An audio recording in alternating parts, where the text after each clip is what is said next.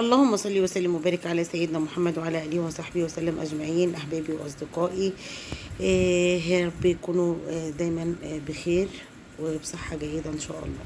النهارده انا جايه لكم فيديو جديد انا اتكلمت عليه قبل كده، وكان في خطر فعلا بيهدد القطط، وانا اتحطيت فيه المره دي.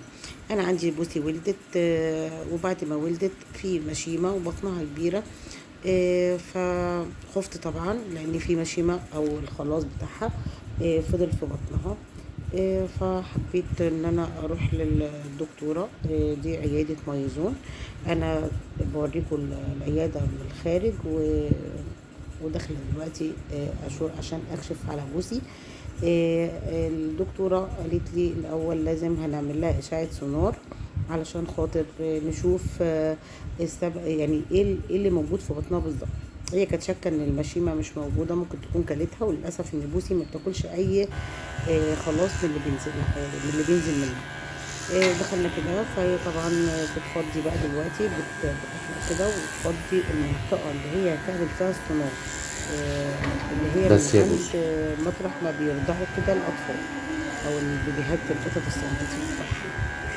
فهي دلوقتي بتعمل عشان تفضي الجزء ده كله علشان خاطر تاكل كويس وكله تمام تبان في الحمد الصورة. لله. طبعا بتاكل هوريكم إشعة السونار وهوريكم كمان العيادة. بصراحة ربنا مجهزة بكل حاجة، باستقبال الحالات الحرجة، بأي حاجة. بسم الله ما شاء الله عليهم.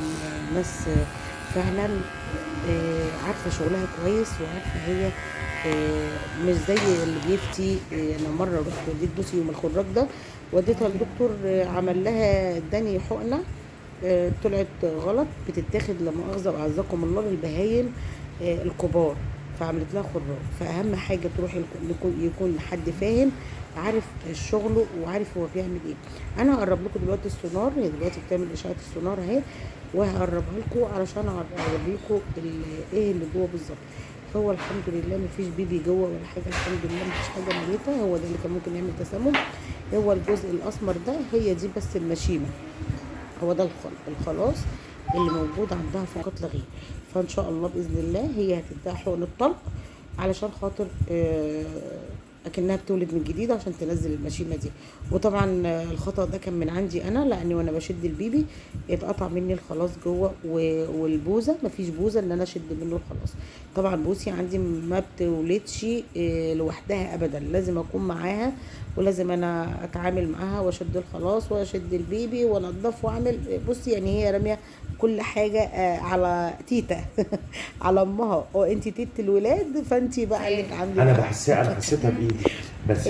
دلوقتي هي لسه اهي بتكمل السونار علشان تشوف كل اللي موجود، والحمد لله. عايزه بس اطمنكم الحمد لله هي ما طلعش فيها حاجه خالص، هي ما طلعش غير المشيمه، وهتديها حقن الطلق دلوقتي وخلاص. على كده ان شاء الله. فعلا انا بسجل لكم ده بعد ما روحت وخلاص الحمد لله.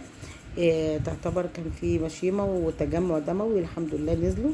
هصور لكم دلوقتي اعرفكم.